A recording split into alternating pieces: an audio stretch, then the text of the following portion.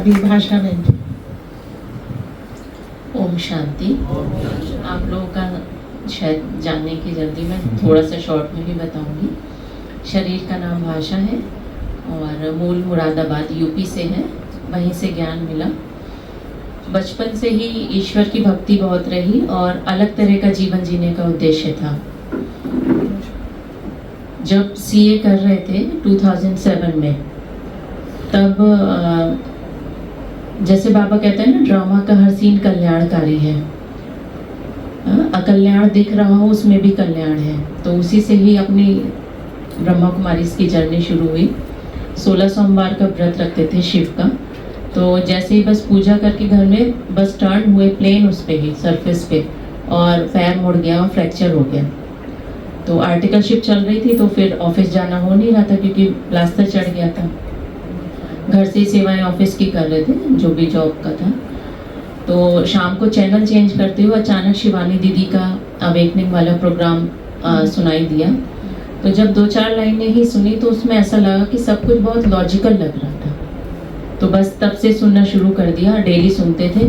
फिर जब ऑफिस जाने भी लगे तब भी आके शाम को टीवी से चिपक जाते थे उस समय पर। और कोर्स नहीं किया था, लेकिन बीच में ही एक हमारे पास में ताई जी बोलते थे उनको, उन्होंने जब देखा कि ये ब्रह्मा कुमारी इसका सुनती है तो उन्होंने हमें कुछ मुरलियाँ ला कर दे दी। अब जिसने कोर्स नहीं किया हो और बाबा की मुरली, उसको तो एक भी शब्द समझ में ना आए। मुरादाबाद। तो रात को, लेकिन जब पढ़ाई करने के बाद, क्योंकि सीए कर रहे थे तो ऑफिस के बाद पढ़ाई भी करते थे घर पे आके, तो सोने से पहले एक पैराग्राफ मुरली का पढ़ते थे। समझ कुछ नहीं आता था, लेकिन ऐसा फील होता था कि जैसे कुछ बरस रहा है ऊपर से, बहुत अच्छा लगता था और सो जाते थे। उसके बाद फिर एक कुछ खींच होने लगी, ऐसा लगता था कि कहीं जाना है, लेकिन समझ नहीं आता था कि कहाँ जाना है। कभी कभी तो रात को उठ के ऐसा लगता था कि अभी चल दूँ मैं, बट ये लगता था जाऊँगी कहाँ। कभी डर भी लगता था ऐसा ना हो मैं इतनी ज़्यादा खींच हो रही कि लॉक खोल के और रात में अंधेरे में चल दूँ मैं।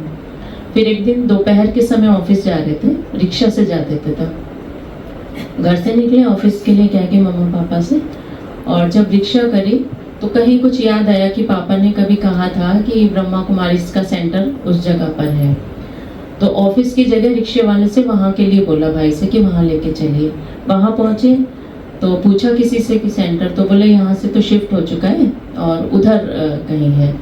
वो जगह मुझे नहीं पता थी। मैंने उसी भाई, रिक्शे वाले भाई से पूछा कि आप उधर ले चलिए। वहाँ गए पूछते पूछते, फिर एक जगह ऐसी आई कि अंदर इतनी पतली गली थी कि रिक्शा नहीं जा सकती थी।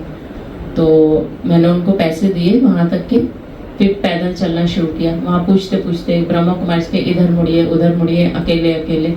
फाइनली जाके एक जगह देखा कि ब्रह्मा कुमारी लिखा हुआ है। तो वहाँ से मैंने फिर पापा को फ़ोन किया कि पापा मैंने जो है सेंटर ढूंढ लिया। तो पापा बोले बेटा आप तो ऑफिस गए थे। तो मैंने कहा नहीं मैं सेंटर आ गई लेकिन। तो पापा बोले ठीक है वहाँ दीदी होते हैं, जाके आप बात करो। दीदी से बात किया, कोर्स के लिए टाइम लिया।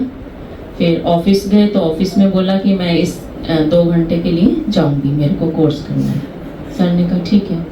घर गए, पापा को बोला, फिर 7 दिन का कोर्स किया। पापा भी डेली मेरे साथ गए कोर्स करने के लिए और बाबा के बन गए।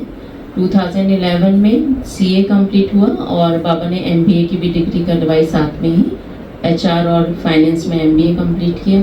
फिर जहाँ आर्टिकलशिप करी थी वहीं पार्टनरशिप के लिए ऑफर हुआ, तो एज ए पार्टनर ज्वाइन किया।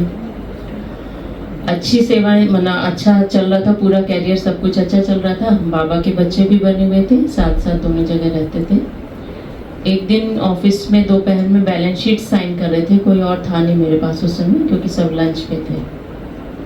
तो विचार आया कि ठीक है यहाँ पे ये सब कर रहे हैं, अच्छा कैरियर है, नाम है, सब कुछ है। वहाँ मैनेजिंग कमेटी की मेंबर भी थी मैं इंस्टीट्यूट की।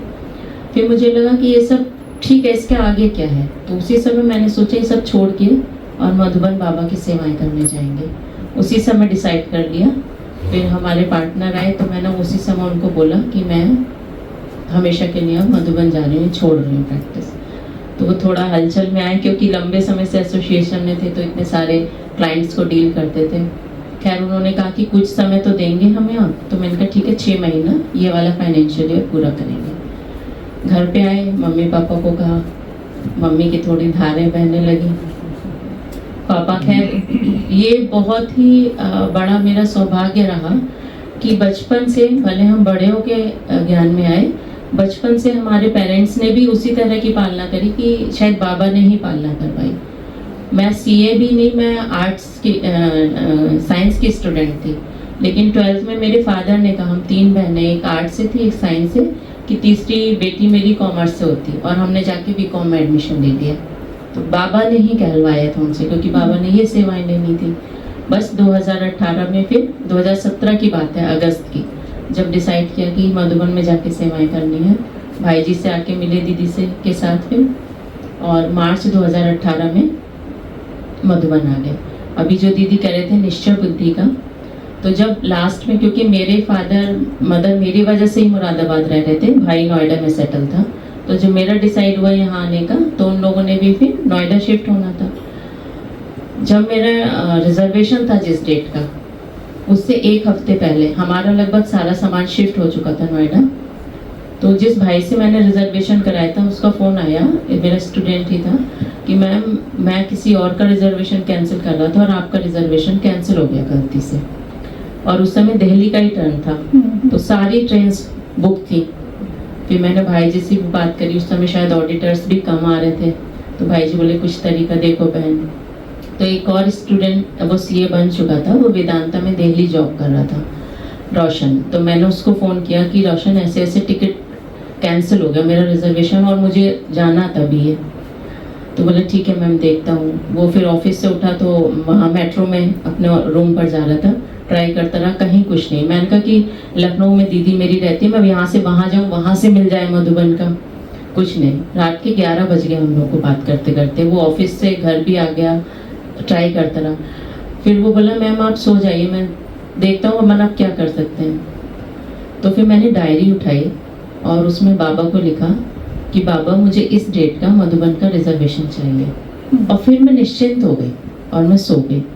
सुबह जब मैं उठी, अमृत वेला करी, उसके बाद जब मोबाइल उठाया तो उस भाई ने मुझे उस डेट का मधुबन का कंफर्म रिजर्वेशन भेज रखा था। तो ये होता है कि निश्चय, हम जब तक खुद कोशिश करते हैं तब तक खुद करते हैं, लेकिन जैसे ही बाबा पे छोड़ देते हैं निश्चय के साथ, तो निश्चिंत भी हो जाते हैं, वो पूरा भी हो जाता है। 2018 से हमारा सौभाग्य है कि भाई जी के साथ सेवाओं का मौका मिला। और भाई जी का पूरा लक्ष्य रहता है, क्योंकि इतनी बड़ी सेवाएं संभाल रहे हैं, वही हमें भी सिखाते हैं भाई जी, कि जिस भी तरह से हो सके हमें बहनों की मदद करनी है, और उसी में हम भी कोशिश करते हैं। और भाई जी से हमें, जैसे ब्रह्मा बाबा है और माँ भी है ना, तो भाई जी से हमें माँ की और बाप की दोनों की पालना मिलती है। थैंक यू भाई जी, थैंक यू बाबा। बहुत बहुत अच्छा, बहुत बहुत शुक्रिया तीनों भाई बहनों का। तो ये कुदरती अपने को सेवा मिल गई। तो अभी आप लोग ब्रेकफास्ट के बाद यहाँ से रवाना होंगे शिमला के लिए, और कालका से वो टॉय ट्रेन जो चलती है उसमें जाएंगे। हमने भी सिर्फ सुना हुआ है, गए कभी नहीं, क्योंकि जब भी उसका नाम सुनते हैं सब कहते हैं टुक टुक टुक टुक चलती है। मैंने कहा क्यों टाइम खराब करना, तो हम कभी नहीं जाते उसमें। हाँ, ऐसा ही सब बताते हैं, लेकिन अभी 4 घंटे में बस पहुंचती है, 4 घंटे में वो पहुंच जाती है, ऐसा बताया पंकज भाई ने। घंटा उनको वहां से वहां जाने में लगा, तो इस तरह से सेंटर तक पहुंचने में लगा।